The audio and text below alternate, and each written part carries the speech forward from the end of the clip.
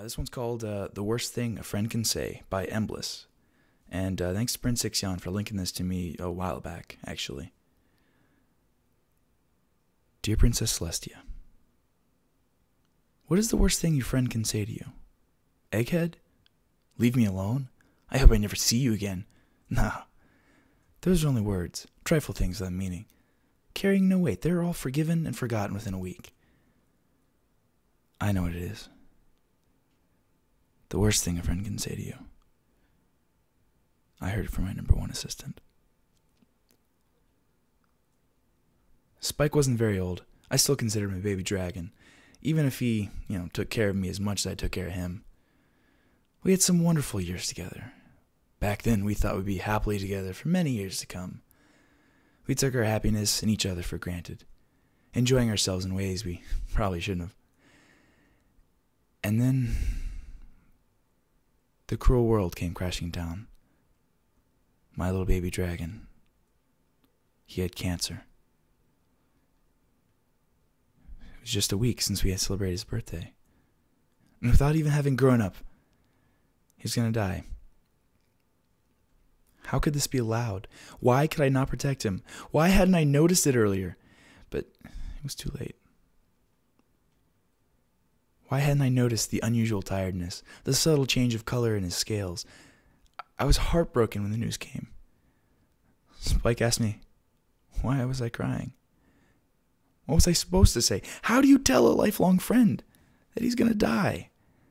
How do you tell someone who has never doubted your talents that you cannot magically make everything right? That not even the power of Celestia could fix this? I wish it had been me. That was me the news was about. I have to admit, it's an odd feeling wishing yourself sick, but that is precisely what I did. I wished it with all my heart and all my soul. In and out, in and out. We were constantly running to and from the hospital. It was like when Celestia relentlessly sent us on those dangerous quests to save Equestria, only more frequently. Only it took longer. Only it was not an exciting adventure we went off to, but a white room with a bed dressed in white sheets. I can't count all the hours we spent inside those walls. Tests, reports, results, again and again. At times, we stayed for the night, keeping him for observation, they said.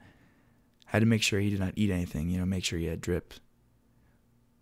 Eventually, we stopped returning to the library. There just wasn't any point. We got a white room with 2 beds with white sheets.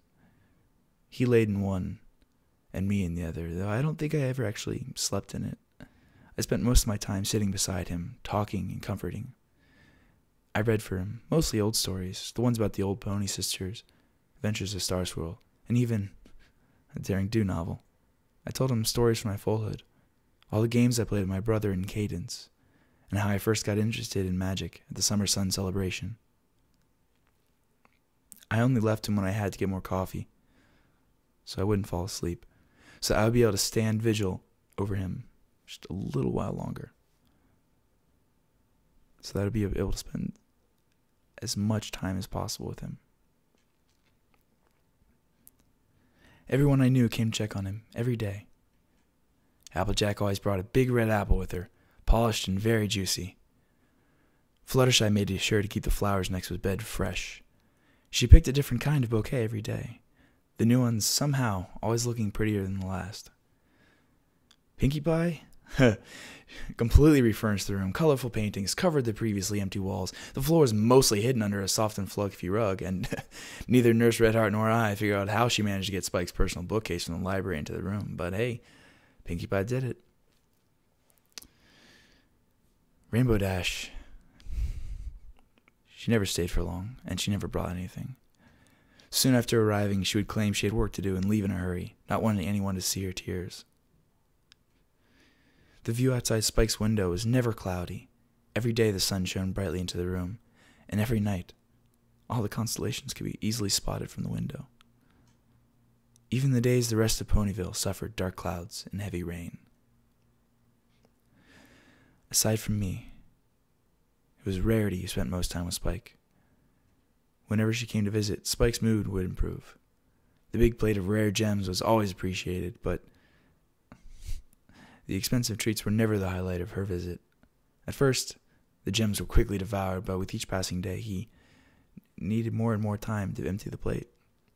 Eventually, he stopped eating altogether. Those last days were not peaceful. He couldn't do much more than lay still in bed, but that's not what I mean. He wasn't in a peaceful state of mind. He didn't want to accept that his life was soon at its end. He wanted to travel around the world with rarity, grow wings, build his own hoard of gems and gold, and more than anything, stay with me. I knew these were things he would never get to experience. All the important things he would never get to do. He would never get to grow to be a teenage dragon, never get the chance to make his own life, and he would not be with me as I grew old. How do you comfort someone when you yourself can't grieve all those lost years? How?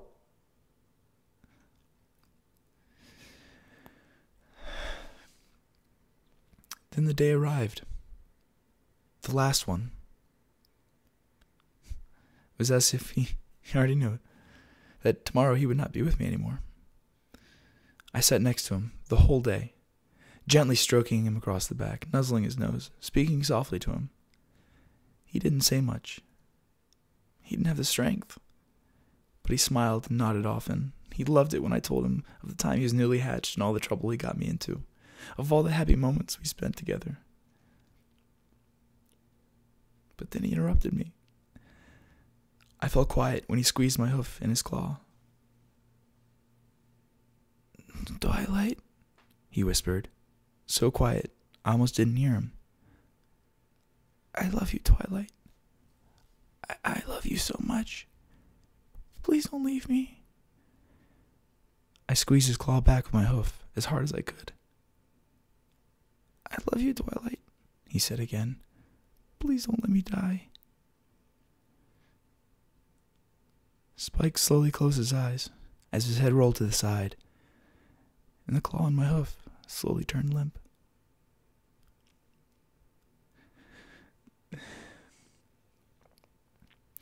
What is the worst thing your friend can say to you? Egghead? Leave me alone? I hope I never see you again? No. Those are only words.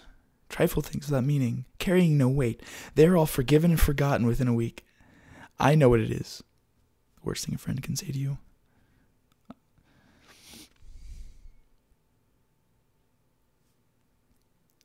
Your faithful student, Twilight Sparkle.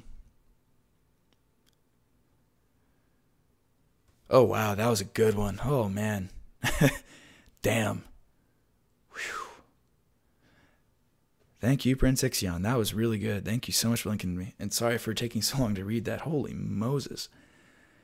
I don't know about you guys, but that one, wow, that was good. Might not have been the most original of stories, and I've definitely seen the ponies with cancer thing. I've seen that play out before, but wow, that was very well done. I love that repetition of the intro line, and holy crap, dang Spike. Yeah, that was wow. Well played, Emblis. Well played.